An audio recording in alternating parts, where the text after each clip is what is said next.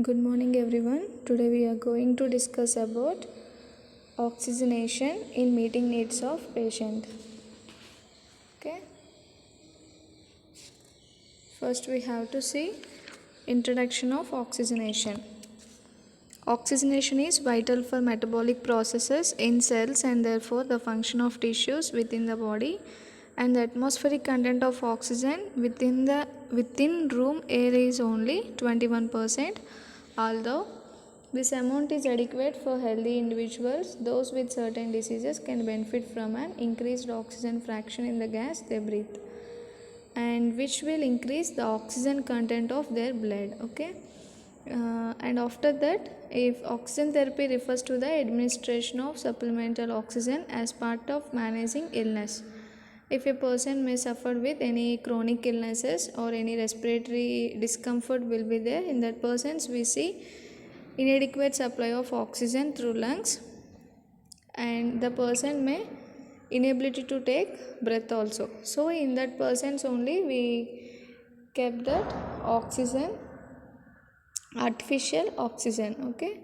And oxygen is absorbed from the air in adequate amounts, but certain diseases and conditions can prevent some people from absorbing enough oxygen, and it may be administered as a medical intervention to manage short term, acute or emergency situations as a part of long term patient care. And oxygen therapy may therefore be a key tool in the hospital setting to manage a medical emergency, or in the home setting to manage long standing illness. And what is the need of oxygen therapy? In some cases, acute and long term chronic illnesses can reduce the amount of oxygen, and that is transferred from the alveoli in the lungs to the blood. And for example, these conditions include chronic obstructive pulmonary disease and pneumonia. In these cases, there may be pulmonary artery will be an obstruction will be there. In that only there may be inability to take breath.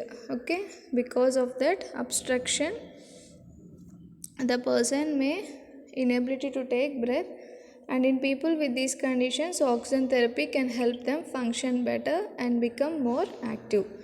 And a doctor performs tests such as pulse oximetry test and arterial blood gas test to decide whether or not a person has a low oxygen level or requires oxygen therapy. Nowadays everyone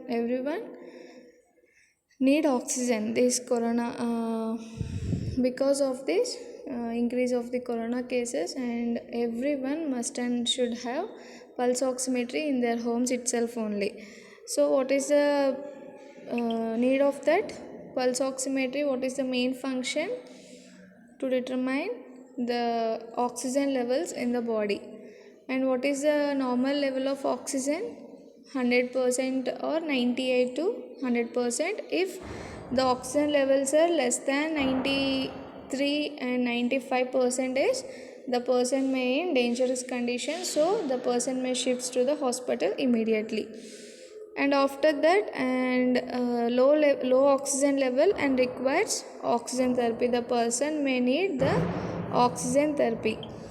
And for most of the diseases that can affect oxygen absorption, increasing the oxygen fraction to around 30% to 35% is enough to make a significant improvement, and this can be done using a nasal cannula. And this artificial oxygen therapy can be done with an nasal cannula, which is made up of two plastic tubes and that are fitted to the nostrils. When 100% oxygen is needed, a tight fitting face mask can be used for infants, and for infants there may be tight fitted face masks will be used. And after that, if 100% of oxygen can be delivered to an incubator. And next one, acute diseases affect blood oxygen level. What are the main diseases that affect the blood oxygen level are pneumonia. Pneumonia means this is a lung infection that can cause extreme inflammation of the alveoli and prevent oxygen moving from these air sacs into the bloodstream. Okay, this is pneumonia. It is a lung infection. Because of this only the alveoli may be in damaged condition and that person may not able to take breath. And after that, bronchopulmonary dysplasia or respiratory distress syndrome in premature babies. And these are the both serious lung conditions that can develop in premature babies. Such babies may be administered supplemental oxygen using a ventilator.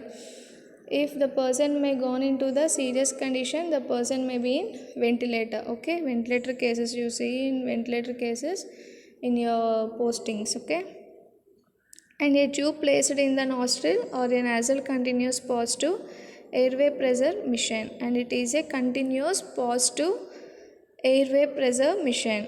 And after that, asthma attack. A severe asthma attack can inflame and narrow the airways. Because of this narrowing the airways, they may be inadequate to supply the amount of oxygen to the lungs, and therefore requiring oxygen therapy if the attack cannot be managed using the medication. If the patient undergone any medications, if the condition will be in serious condition, in that cases they may be require oxygen therapy. And chronic diseases that affect the blood oxygen level, people with certain chronic diseases may require long term oxygen therapy at home.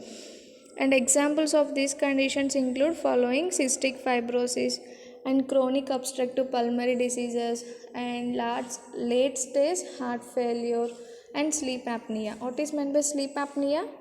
In in previous classes we learned about this sleep apnea. This is a sleep disorder characterized by shallow or infrequent breathing that can lead to a low blood oxygen level while a patient is asleep.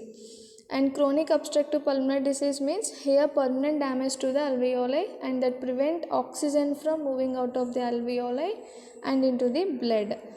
If this condition is progressive, COPD only in worsens over time. Okay. In this condition may be permanent damage of the alveoli, and because of this chronic obstructive pulmonary disease, the pulmonary artery will be in block and the person may inability to take breath. In late stage heart failure, here the heart fails to pump enough blood around the body to provide it with an adequate level of oxygen. And there are some factors affecting oxygenation that may be in anemia. Anemia means hemoglobin percentage in the blood will be in low in state. In that condition, hemoglobin transports 99% of oxygen to tissues, but here Hb percentage will be low. In that person may prone to get this dyspnea. Okay, and after that, toxic inhalation, decreased Hb production and increased RBC destruction, blood loss, decreased binding sites. Okay, and increased metabolic rate. If enough oxygen will not be supplemented to the lungs, carbon dioxide will be in more in state. Okay, if carbon dioxide more, the oxygen levels down, so the person may prone to get this dyspnea and asthma, chronic obstructive disease. These all diseases may obtain to the patient. And after that, protein breakdown and muscle wasting and respiratory rate and depth to rate waste products.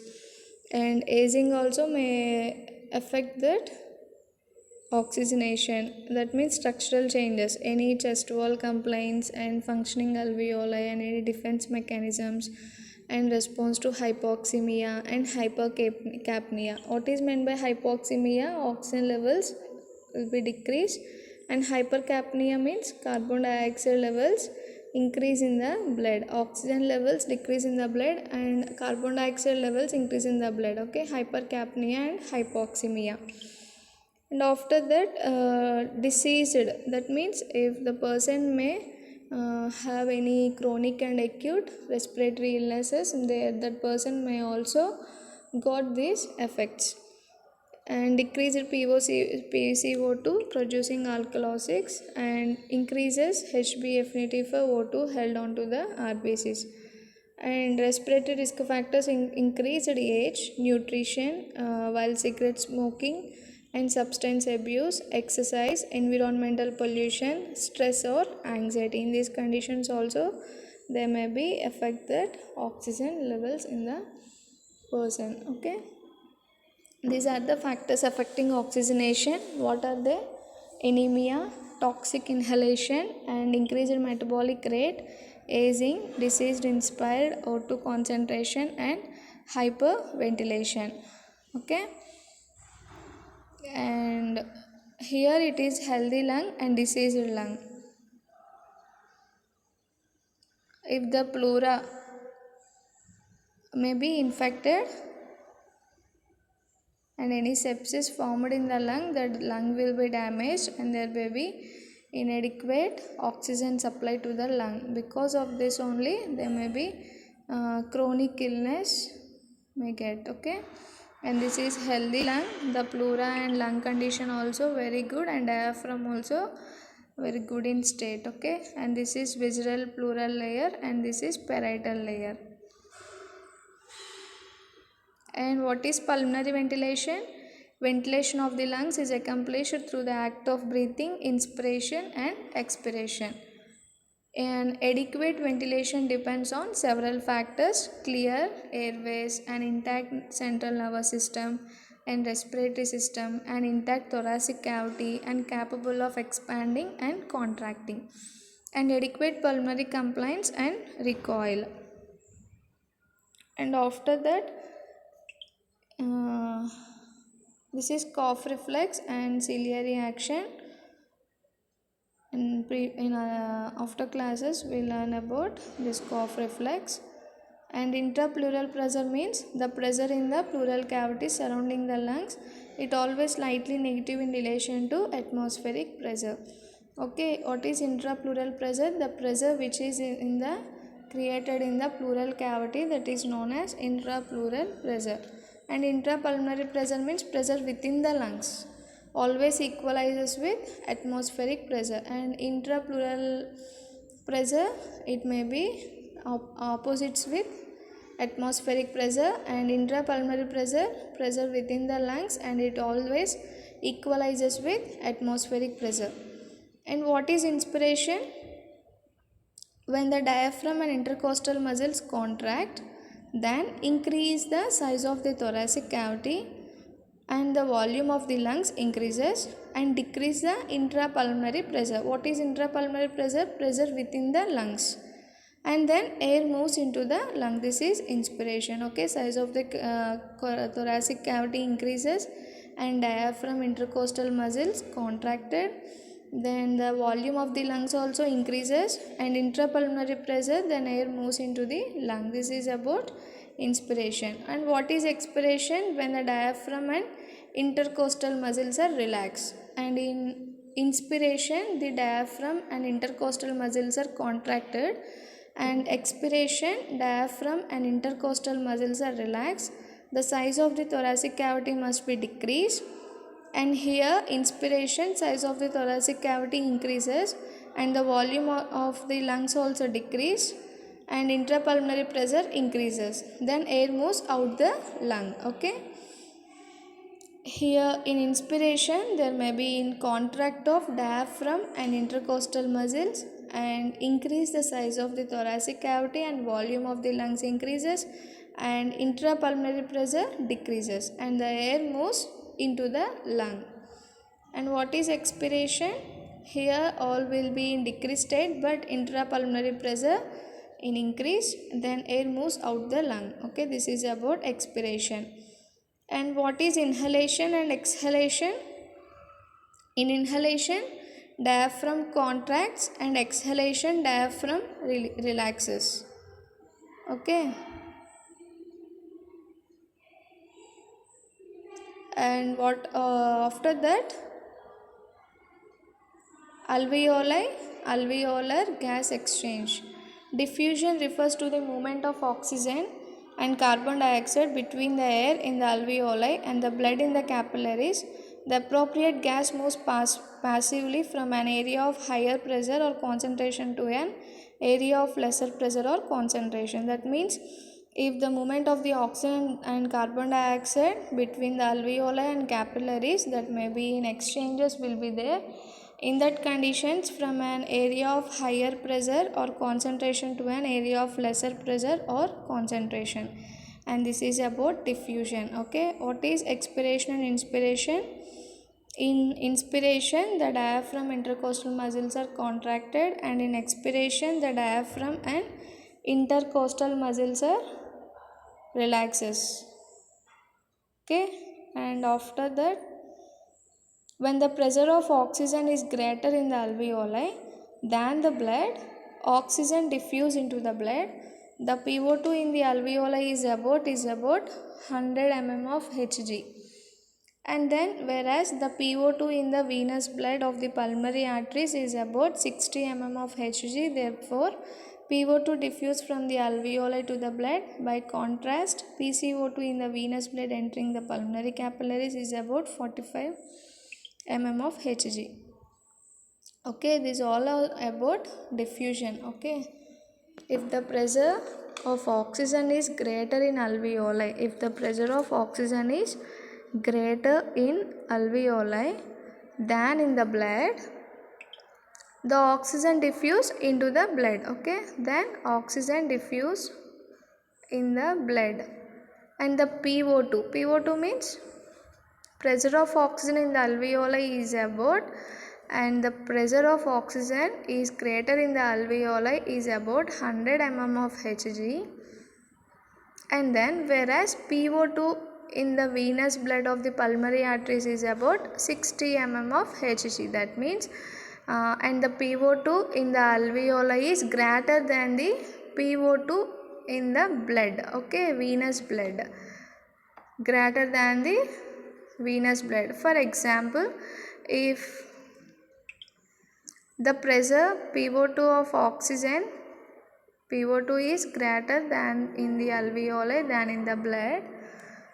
In alveoli, PO2 is 100 mm of Hg, and in the venous blood the PO2 is 60 mm of Hg. Okay, therefore PO2 diffuse from the alveoli to the blood. By contrast of PCO2 in the venous blood entering the pulmonary capillaries is about 45 mm of Hg. That means 100. Okay, this is about diffusion.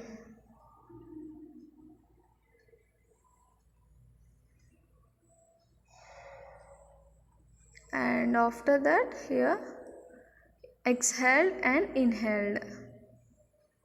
This is alveolar capillary membrane and pulmonary vein and pulmonary artery. Here PCO2 40 mm of Hg and PO2 100 mm of Hg, because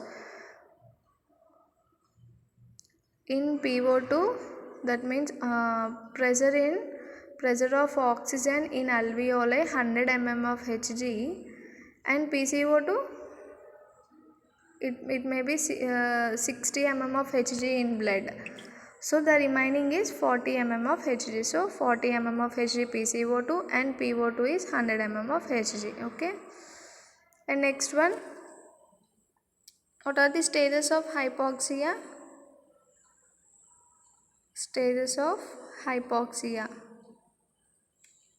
asymptomatic, compensatory, deterioration and critical. There are 4 stages of hypoxia, and the amount of time spent in any of these 4 stages may vary, and each patient provider is likely to respond differently to the same conditions. The air medical escort needs to be alert to the signs and symptoms of hypoxia. There are 4 stages. First one, asymptomatic. People are generally aware of the effects of hypoxia at this stage. The people may not generally aware of the effects of hypoxia in this stage, and the primary symptoms are a loss of night vision and loss of color vision. That means night blindness and color blindness. Okay, and these changes can occur at relatively modest altitudes, and are probably most significant to pilots operating at night, and arterial oxygen saturations are typically between 90 and 95%. While the persons may live in higher altitudes as low as 4,000 feet, and the pilots may, these are the main examples of getting this asymptomatic hypoxia. Okay, and in this condition mainly the people are more not affected of hypoxia at this stage, and the primary symptoms are night blindness and color blindness.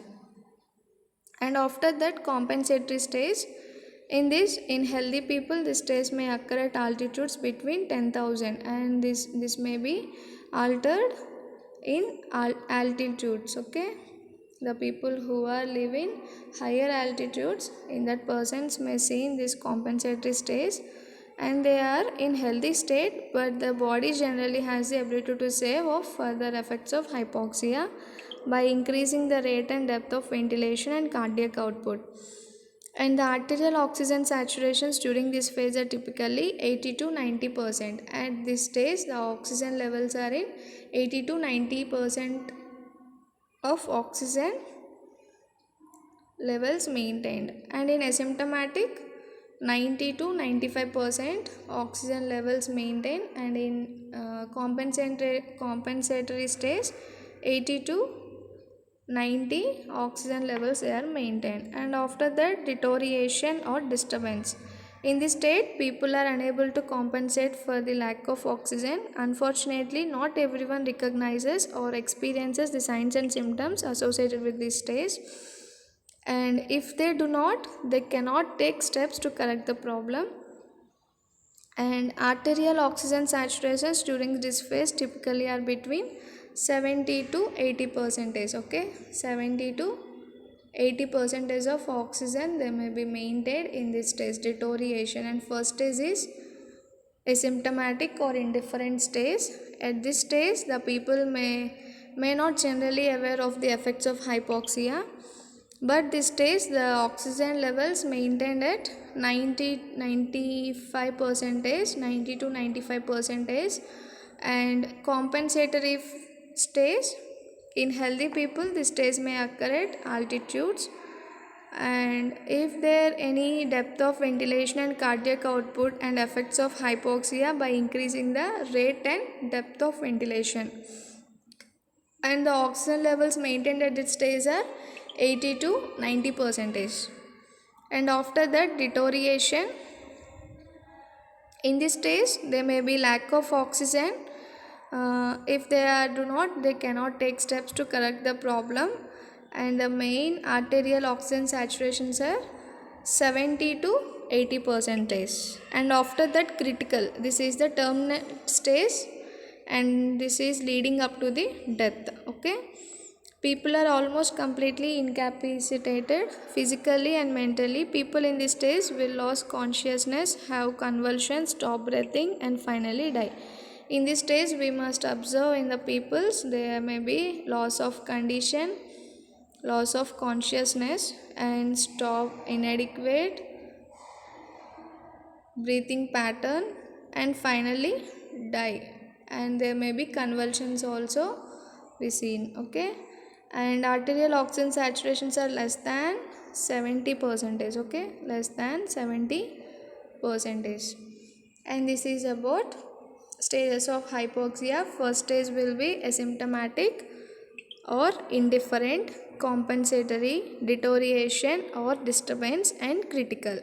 What are the stages of hypoxia? Asymptomatic, compensatory, deterioration, and critical. In asymptomatic, the oxygen levels are maintained at 90 and 95 percentage, and compensatory 80 to 90 percentage, and deterioration 70 to 80 percentage. And in critical, there may be convulsions and loss of consciousness and stop breathing, and finally die. It is critical stage. Okay, and after that how to monitor the oxygen levels? While using the common devices are pulse oximeters, and this is useful for checking the oxygen status of the person. While a useful tool, pulse oximeters are not a replacement for an arterial blood gas or for looking at the patient. Okay, and they simply measure the saturation of the hemoglobin present in the blood and not the actual amount of oxygen in the blood. Pulse oximeters cannot differentiate which gas is bound to the hemoglobin. So, readings are falsely elevated in carbon dioxide poisoning. Low flow state, shock, cold, and bright light can also make the readings unreliable. So, in sometimes these pulse oximeters readings are also falsely elevated in carbon dioxide levels because there may be arterial blood gas also obtained in this blood. So, there may be false readings seen in pulse oximeters also. And after that, factors affecting respiratory function, already we seen health status. In the healthy person, the respiratory system can provide sufficient O2 to meet the body needs, and if the person may be in diseased condition, there may be any stuck or any obstruction will be there in airway, there may be defect of airway, and the person may not able to breathe as usual. Okay, and after that, age also, that means changes of aging also affect the respiratory system because the PCO2 increases and the neonate takes a first breath, the lungs gradually expand, which with each subsequent breath reaching full inflation by 2 weeks of age. In newborn child, we observe it takes first breath out of the womb. At birth only, the fluid filled lungs drain and the PCO2 levels will increase in the newborn baby. So we must be careful about that. And after birth, we have to put oxygen. That means oxygenation with the help of nasal cannula. After that, medications, opioids and morphine, meperidine and demerol, these are the medications used for the rate and depth of respiration. While the rate and depth of respiration will decrease, these may be increased. Okay, and after that, lifestyle and environment, stress, these also may affect the respiratory functions. It is hypoxia, insufficient oxygen anywhere in the body from the inspired gas to the tissue. The clinical signs box list sign of hypoxia. And what is hypoventilation? Inadequate alveolar ventilation can lead to hypoxia. What are the main causes of this? Disease of respiratory muscle. If the respiratory muscle is in defect of the respiratory muscle, or any drugs or anesthesia, hypercarbia or hypercapnia. In hypercapnia means carbon dioxide levels increases in the blood. In this condition also may seen this hyperventilation or hypoventilation. Inadequate alveolar ventilation can lead to hypoxia. And after that, hypoxemia refers to reduced oxygen in the blood and is characterized by low PaO2 or hemoglobin saturation. And cyanosis means bluish discoloration of the skin and nail beds and a mucous membranes due to reduced hemoglobin and oxygen saturation.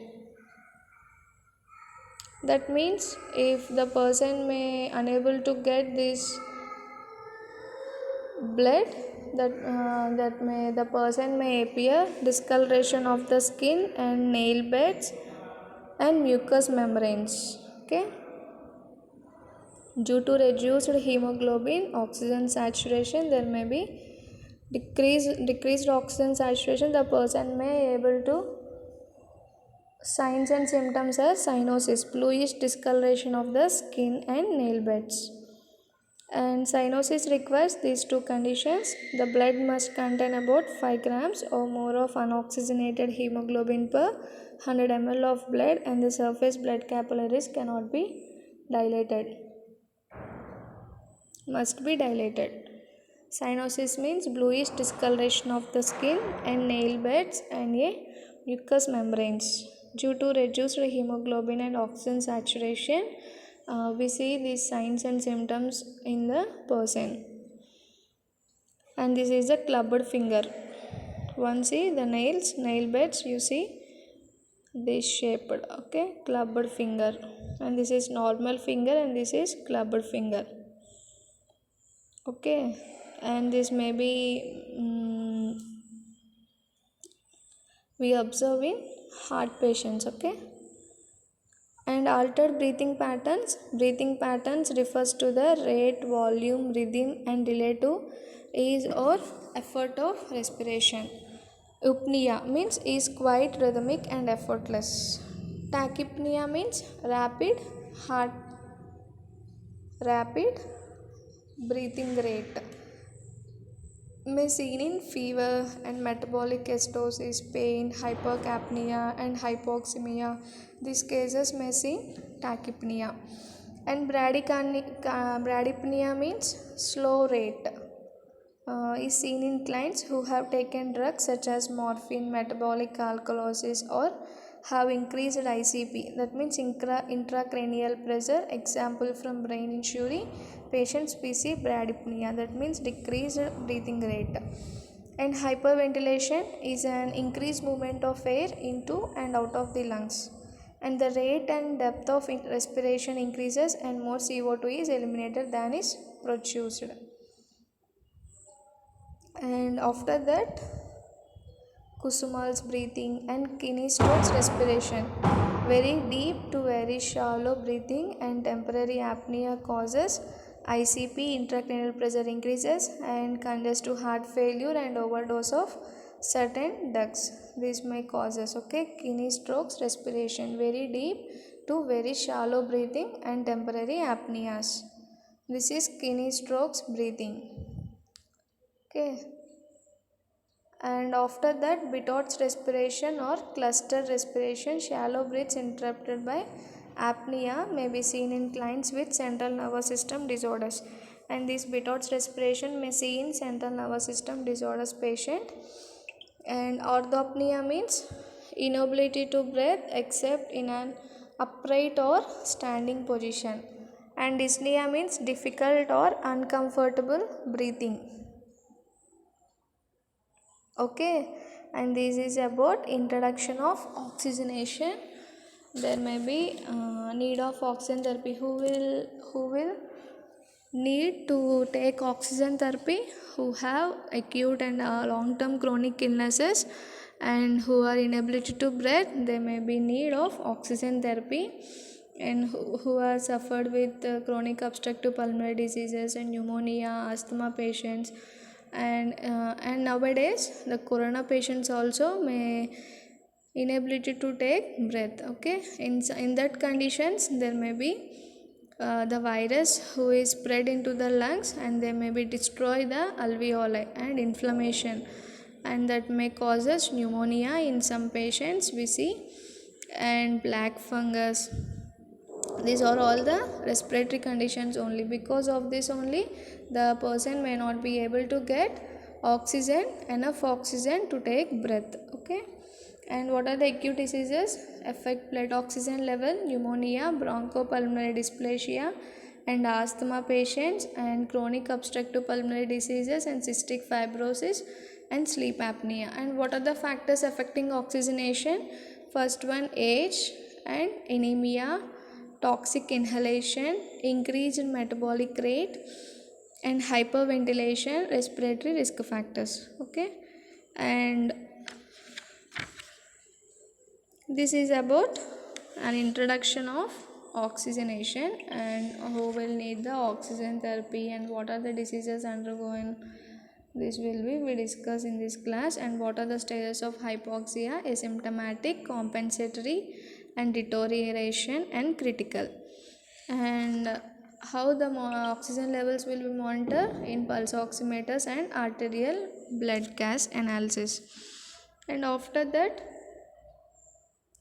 we see care of oxygen, how to care the oxygen cylinders and oxygen administration we see in later classes. Okay, thank you. Once go through it. Kinestrokes and Kusumal breathing are very important for 2 marks. once go through it. Okay, thank you.